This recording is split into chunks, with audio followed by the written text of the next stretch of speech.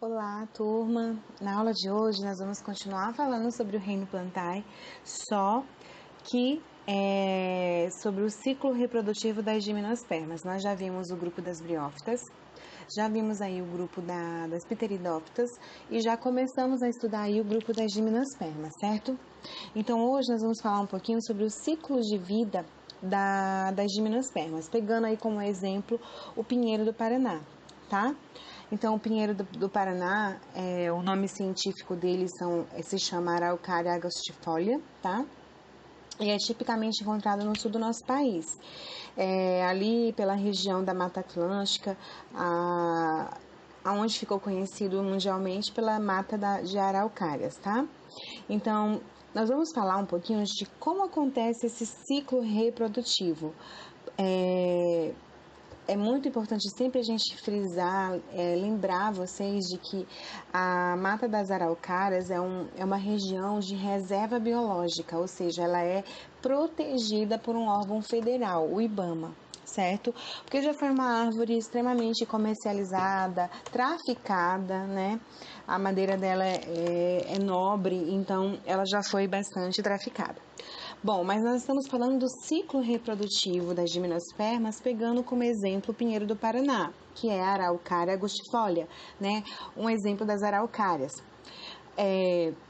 Para começar, as araucárias, elas são plantas dioicas. Mas, professora, o que é plantas dioicas? Elas são plantas de sexos separados, que vão produzir aí as suas estruturas reprodutivas separadas, né? Dentro das araucárias, o nome dessas estruturas reprodutivas nós chamamos de estróbilos, certo? E é em formato aí de cone, por isso as araucárias estão encaixadas aí no filo das coníferas, né? Voltando aí a falar dos filos, que são 4 filos que tem no grupo das gimnospermas, e as araucárias fazem parte do filo das coníferas, certo? E em determinados períodos do ano, essa planta, a planta feminina, ela vai produzir sementes, que é popularmente conhecida como os pinhões. E muito apreciada, inclusive, como alimento em alguns estados brasileiros, inclusive aqui no estado de Rondônia, tá? Se você for no supermercado, tem uma determinada época do ano que vai ter o pinhão, né, para vender, tá? Nos supermercados maiores aí da cidade, como... Não vou citar o nome agora pra gente não fazer propaganda, né? Mas os que a gente geralmente costuma ir, esses supermercados maiores. Então, a gente sempre vai encontrar o pinhão, certo? Que é um tipo de estrutura reprodutiva das gimnospermas, no caso das araucárias femininas, certo? E para que ocorra a formação dos pinhões, né, para que aconteça essa formação, é preciso que os microstróbilos, né, produzam e liberem os grãos de pólen que estejam aí sendo transportados pelo vento, a forma que acontece a polinização, certo? Já que essa árvore, né, esse grupo de plantas, as gimnospermas, não só falando das araucárias, mas aí das cicas, das sequoias, dos exemplos que nós já citamos aqui, eles não produzem flores, mas nós chamamos aí de estruturas ramificadas, que foram modificadas, que geram também o grão de pólen, e que acontece essa polinização através do vento, que vai acontecer esse processo reprodutivo, diferente do próximo grupo que a gente vai falar, que são as angiospermas. Lá é diferente, lá como que vai acontecer? As flores maravilhosas, são lindas, belíssimas, atraem polinizadores, insetos polinizadores, certo? Então, esse grão de pólen é transportado aí pelo vento, vai acontecer a polinização e vai até os estróbilos de uma planta feminina, tá? se encontram os megastróbilos e começa aí o ciclo reprodutivo dessas plantas, tá? Desse grupo de planta, certo? Então, cada megastróbilo é formado por muitas escamas aderidas, né? Que são aderidas aí a um eixo central, e cada uma delas apresenta 2 óvulos em sua fase superior, sendo por isso, né, chamada de escama ovulífera. Essa vai formando essa célula germinativa, certo? E o megastróbilo, ele tem umas escaminhas, certo? Que vai ao encontro aí, que nós chamamos de ovulíferas, certo? Que vai aí ao encontro de cada óvulo, tá bom? E no interior de cada óvulo há um tecido nutritivo, que nós chamamos de nucelo, que vai se encontrar aí com a célula-mãe, que vai dar início à fase duradoura, que nós chamamos de gametófito feminino, tá? E ao chegar ao megastróbilo, os grãos de pólen, eles devem aí alcançar a entrada do óvulo, na qual há uma abertura chamada de micrópila, né? E nesse momento, cada grão de pólen vai originando 2 gametas masculinos, que denominados em núcleos separados, digamos assim, né? Espermáticos são separados, para que os gametas masculinos possam então acessar e ir para dentro do interior desse óvulo. E a partir daí o grão de pólen forma aí uma importante estrutura que nós chamamos de tubo polínico, certo? Embora aí haja 2 núcleos espermáticos no grão de pólen, apenas um deles fecunda a oosfera, que é como se fosse aí o óvulo, né? E vai formando o zigoto diploide, que é a célula que vai originar uma nova planta, ou seja, vai originar a semente, digamos assim, né? Que a partir da semente acontece a germinação, que logo após a fecundação, os tecidos do óvulo começam a se diferenciar, formando aí o grão, a semente. Lembrando que esse é um grupo de planta que não possui o fruto, que é a parte carnosa, suculenta, que os frutos, que nós chamamos de fruto, que protege a semente nas angiospermas. Nas gimnospermas, como o próprio nome já diz, é semente nua. Então, vai gerar a semente desprovida aí da região carnosa que nós chamamos de fruto. Então, para resumir como acontece agora a germinação dessa semente, nós temos aí a árvore, a araucária adulta, separada, né? São sexos separados. Para acontecer a fecundação dos grãos de pólen é necessário o vento, certo? Vai liberar o estróbilo masculino.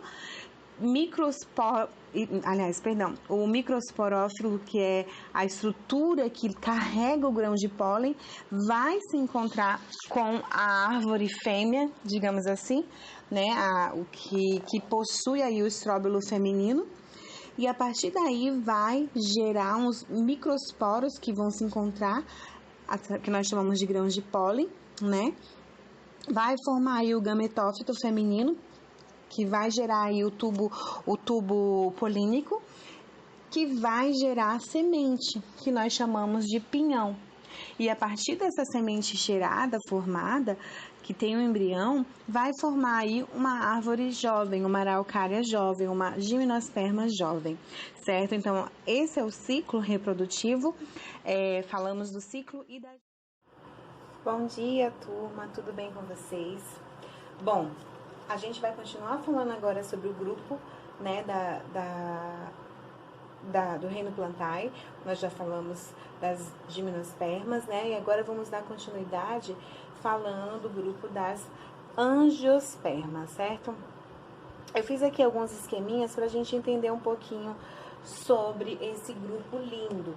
É o grupo que, dentro do reino plantae, vai abrigar as plantas que possuem fruto. Essa é a principal característica dela. Existem aí mais de 200 mil, né, espécies de angiospermas com a característica de possuírem frutos. Uma característica também bem forte das angiospermas é a presença de flores, né? E dentre essas flores com coloração, com aspectos diferentes, perfumes, aromas e até odores também, certo? E essa é uma característica evolutiva que fez com que esse grupo de planta se tornasse o grupo de planta que abriga maiores espécies. O grupo que abriga mais espécies é as angiospermas. Por quê? Pela capacidade de gerar flores, que é um mecanismo que atrai muitos polinizadores, né? Tanto aí insetos, quanto pássaros, certo? Que vão se alimentar dessas flores e que ajuda aí na expressão do grão de pólen, que vai contribuir para o ciclo reprodutivo desse grupo de planta, certo?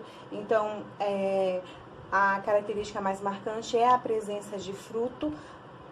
A gente saiu do grupo das gimnospermas, um grupo que não possui fruto, mas possui semente, né? Uma semente nua.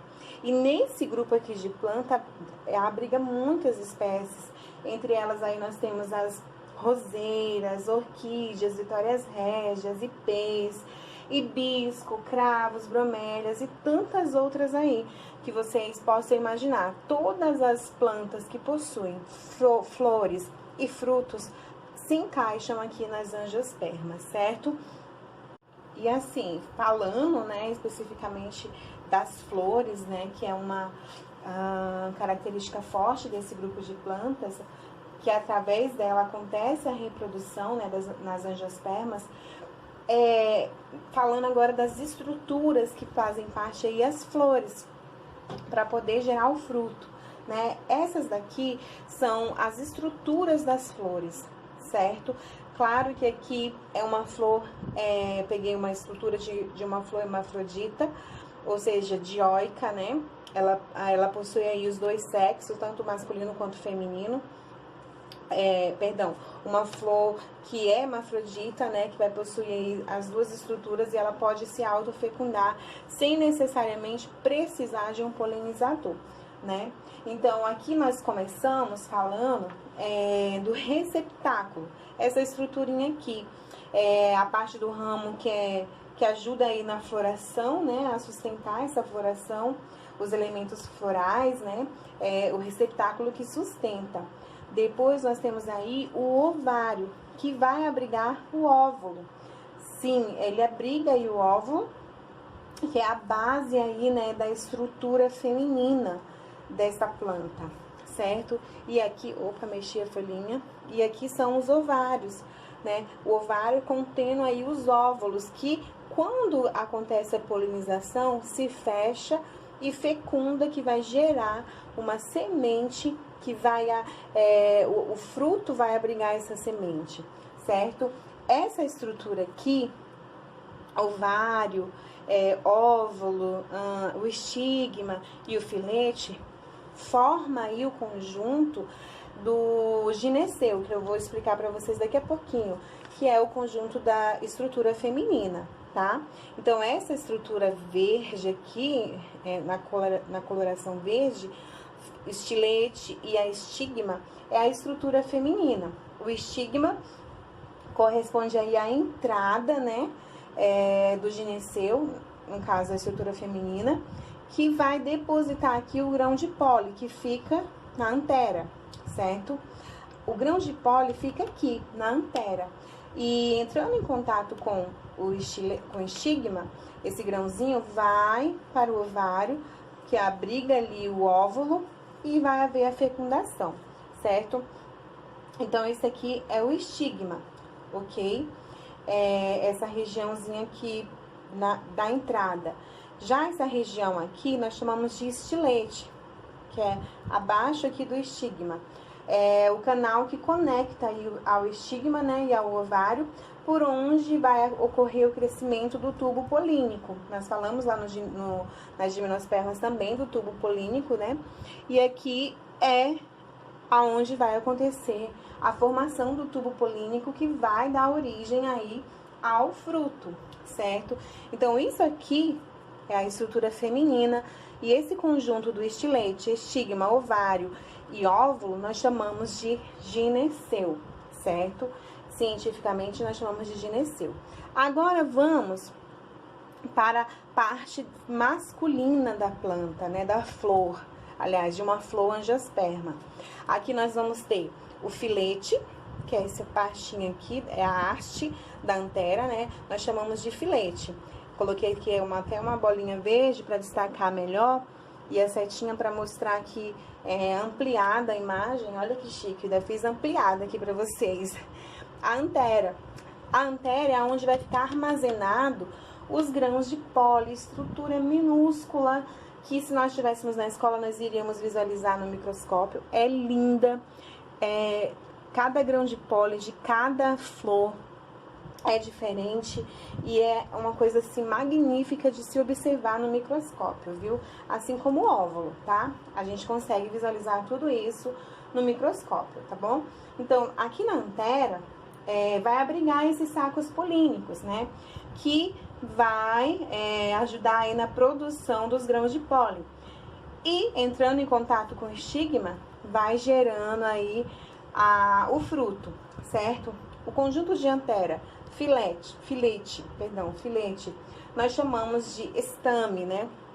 E o estame, filete e antera, esse conjunto nós chamamos de androceu.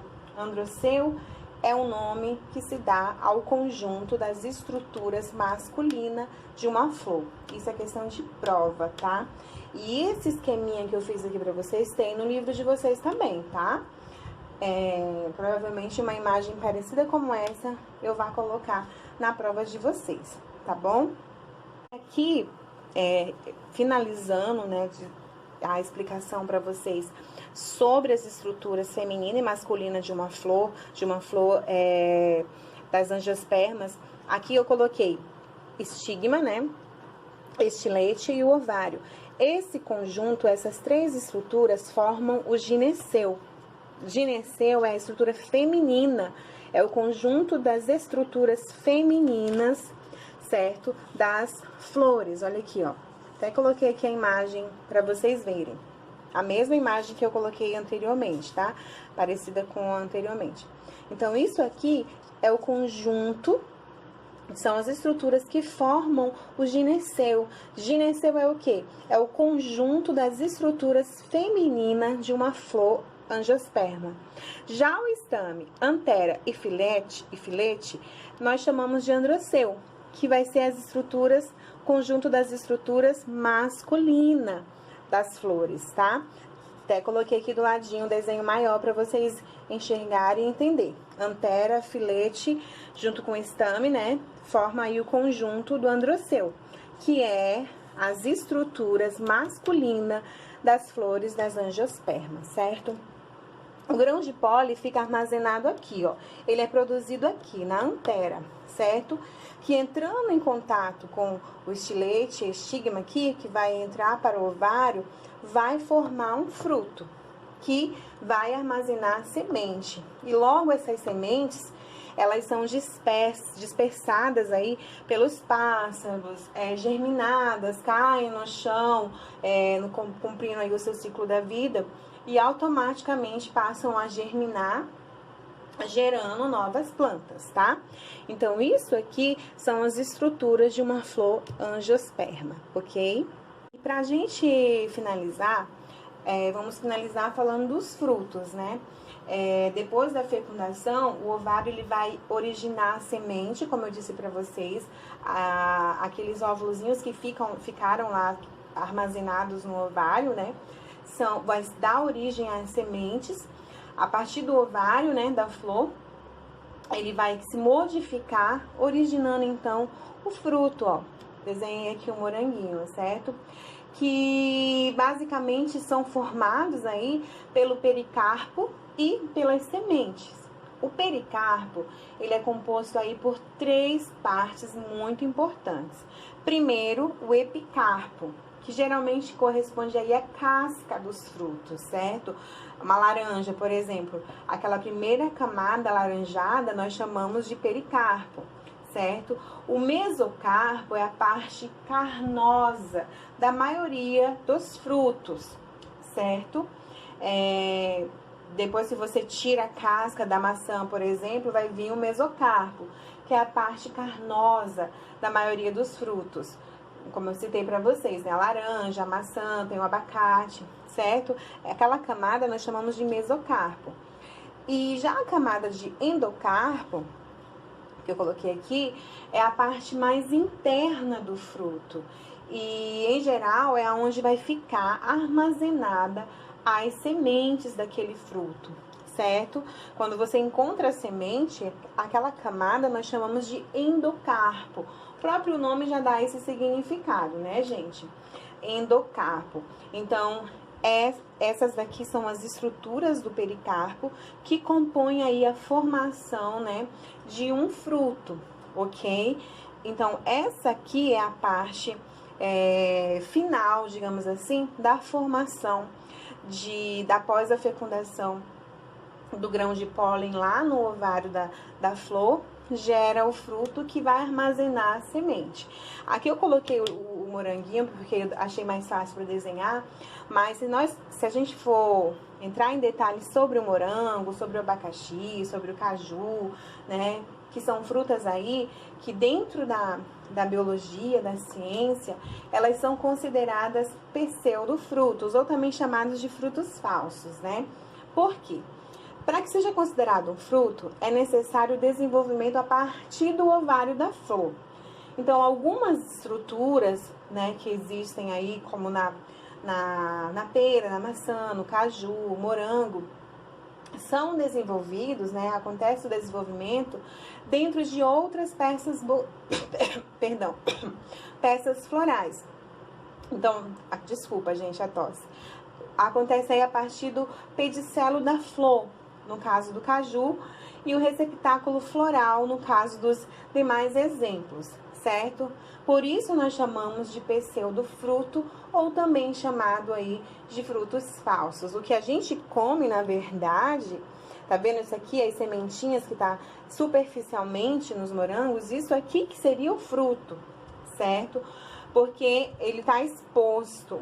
Então, o que a gente está comendo na verdade, não é o fruto, mas o pseudofruto. Assim como o caju, por exemplo, que a gente come é o pseudofruto. O fruto mesmo é a castanha, tá? Então, a gente chamamos, nesse caso, de frutos falsos.